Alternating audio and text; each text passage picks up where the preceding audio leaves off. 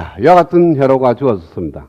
그래서 풀 수 있는 방법은 루프 방식을 풀어줬고 노드 해석법으로 풀어도 좋습니다. 그러면은 루프로 풀 경우에 해당되는 파트하고 그 다음에 노드로 풀 때 해당되는 파트를 한번 생각을 해봅시다. 자, 먼저 거꾸로 하겠어요. 루프부터 먼저 생각을 하겠습니다. 기본적으로 독립전압원인지 독립전류원이 종속전압원, 전류원 이거 생각하지 말고 만약에 모든 소자가 저항으로 이루어졌다면 얘는 방식 몇 개가 만들어지는 거예요? 몇 시가 몇 개죠? 4개죠. 그래서 4개의 방정식이 필요합니다. 일단은 4개의 방정식이 많은데 루프 방정식은 전류원이 있으면 방정식 하나가 줄어든다 그랬어요. 그렇죠? 그래서 전류원을 보니까 2개가 있습니다. 따라서 마이너스 2가 돼요. 전체적으로 보면 2개의 방정식으로 얘는 풀 수가 있다. 그 다음에 노드 방식을 보면은 이 해를 노드의 개수를 구해야 되는데 맨 밑에 하나, 둘, 셋, 넷 여기에 있는 건 5개가 있는데요. 자, 테크닉으로서 얘 2개는 하나로 표현이 가능합니다. 전압원이 이렇게 직렬로 2개가 연결되어 있으면 하나의 전압원으로 표현 가능하죠. 그렇죠? 그 값이 조금 달라지지. 하나는 숫자고 하나는 미지수로 되어 있으니까 요거는 하여튼 숫자만 달라진다 뿐이지 얘 2개는 합칠 수 있으니까 노드 한 개로 얘는 소자 하나로 생각하면 돼요. 괜히 이 점도 노드라고 생각할 필요는 없다는 거예요. 그래서 하나, 둘, 3개 정도의 노드 있으니까 노드 방식 3개가 필요합니다. 2개가 필요해요. 바로 노드 방식 2개가 필요한데 전압원이 여기 하나가 있습니다. 하나가 있기 때문에 빼기 하나야. 그래서 얘는 한 개의 방정식으로 문제를 풀 수 있다는 거니까 루프 해석법보다는 노드 해석법이 훨씬 더 간편해진다. 노드 해석법으로 들어갑니다. 그래서 기준점을 정하고 그 다음에 나머지 노드점의 전압을 정하는데 여기에 전압은 V0로 이미 디파인 되어 있습니다. 그렇죠? 그 다음에 이 점의 전압은 디파인을 하면 좋은데 여기에 있는 이 2개의 전압은 때문에 이 점도 바로 디파인이 돼요. 왜? 이 점은 이 점보다도 이만큼 더한 것만큼 높아요. 그러니까 얘는 V0 마이너스 3 마이너스 2분의 I0 이렇게 될 거예요. 그래서 2점의 전압을 이미 V0로 모든 게 표현이 돼 있어. 그 다음에 IX를 볼까요? 이게 IX가 아니고 I0 겁니다. 자, I0는 어떻게 돼요? 이 점의 전압이 V0, 이 점의 전압이 이렇게 돼 있으면은 2옴에 흐르는 전류니까 2분의 V0 마이너스 이렇게 쓰면 되겠죠? 나중에 필요한 식이에요, 얘가. I0의 define. 그 다음에 이 점에서 KCL을 못 씁니다. 이 점에서도 KCL을 못 쓰고 왜? 이 전압원이 있으니까. 그래서 이렇게 묶어버려요.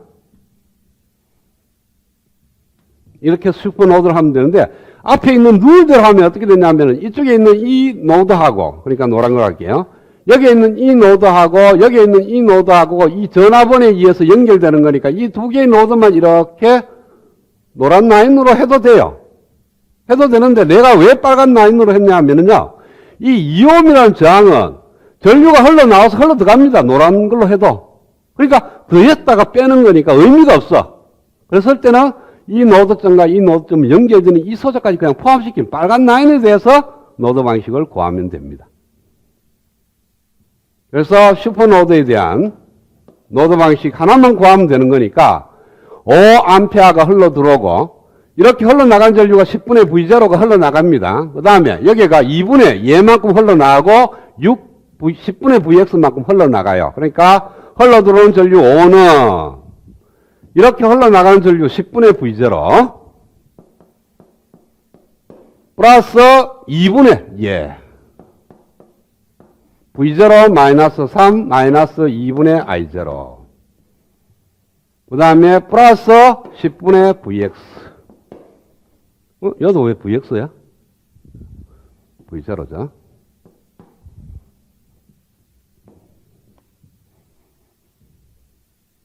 그럼 뭐예요? 얘하고 2원 1차 연립 방식 풀면 돼요. 그러니까 굉장히 복잡한 식인 것 같은데 노드 해석법 보니까 방정식 한 개만 있으면 되더라. 비교하기 위해서 루프 해석법으로도 한번 생각을 해봅시다. 과연 루프 해석법이 좀 복잡할지. 루프 해석법도 그렇게 복잡하지는 않을 것 같아요.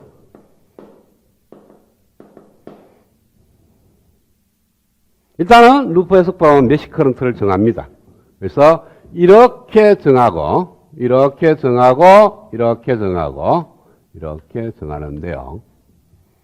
얘하고 얘하고는 미수 정하지 마세요. 왜? 이미 이 독립전류원에 의해서 결정이 돼버리니까. 여기 흐르는 전류가 5A 하면은 이 메시 전류도 5A예요. 그 다음에 이렇게 흐르는 전류가 10분의 V0니까 이렇게 흐르는 전류도 10분의 V0가 돼요. 이 가능하죠. 그쵸? 지금까지 했던 게 소자의 특성식을 메시 커런트로 표현하는 케이스가 그대로 쓰는 거예요. 이렇게 흐르는 전류를 I2라고 둔다 그러면 10분의 V0는 I2. 그래서 나중에 I2 대신에 10분의 V0를 엮지 말고 아예 메시 커런트 I2라는 거 쓰지 말고 그냥 10분의 V0가 메시 커런트다. 그 다음 여기도 마찬가지죠. 이렇게 흐르는 전류를 I1이라고 디파인 해놔놓고 얘 특성식 쓰니까 I1은 5. 그래서 나중에 I1 대신 5 대입하지 말고 그냥 이렇게 메시 5A가 흐른다.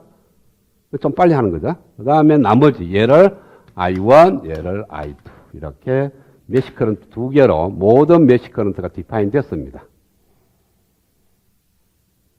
그 다음 루프 방식은 전류원을 포함하지 않는 루프 이렇게 하나, 그 다음에 이렇게 두 개. 이미 얘 두 개를 써먹었기 때문에 미지수 두 개밖에 없습니다. 두 개밖에 없기 때문에 루프 방식도 두 개로 표현이 가능해요. 그쵸? 더 이상 필요 없습니다. 전류원 있는 루프는 그냥 구할 필요가 없어요. 그래서 아까 얘기했던 루프 해석법은 두 개가 나오는 거예요. 그래서 밑에 있는 1번 루프에 대한 방정식을 보니까 V0라는 걸 쓰지 말고요. 아까는 V라는 걸 썼는데 그냥 이걸 갖다가 특성식까지 머릿속에 있으니까 어떻게 쓰느냐 하면은 위에서 밑에 이렇게 흐르는 전류가 5A 마이너스 I1이 이렇게 흘러요. 거기에다가 15ohm이 곱혔으니까 위에 플러스 밑에 마이너스로 10 곱하기 5 마이너스 I1이라는 게 있습니다. 그래서 10 곱하기 I1, 5 마이너스 I1. 이것이 위가 이렇게 올라가는 거고요. 얘는 이렇게 흐르는 전류는 이게 I1이 이렇게 흘렀고요. 그 다음에 I2가 이렇게 흘렀어요. 그러면 이렇게 흐르는 전류가 I1 마이너스 I2고 2를 곱했으니까 2 곱하기 I1 마이너스 I2가 플러스 마이너스니까 5분 내려가요. 내려가니까 오른쪽 2에 I1 마이너스 I2. 그 다음에 이렇게 보면요. 이렇게 밑으로 내려오는 전류를 보면 I1이 내려오고 10분의 V0가 올라갑니다. 따라서 2ohm에 걸리는 전압이 플러스 마이너스라면 2 곱하기 I1 마이너스 10분의 V0만한 전압이 내려가요. 그래서 더하기 2에 I1 마이너스 10분의 V0 이 식이 하나 나오고요. 그 다음에 2번 루프 방식은 여기서 이렇게 I2가 흐르고 이게 I1이 흘러요. 그러면은 이렇게 흐르는 전류를 보면 플러스 마이너스 이렇게 내려갑니다. 내려가 2 곱하기 I2 마이너스 I1 내려가고 그 다음에 3V가 내려가고요. 2분의 I0가 내려갑니다. 그래서 플러스 3 플러스 2분의 I0가 0. 이것이 두 번째 루프 방정식. 그런데 보니까 I1, I2만 있는 게 아니고 V0하고 I0도 있습니다. 그죠? 그래서 V0를 보니까 V0의 디파인이 얘입니다.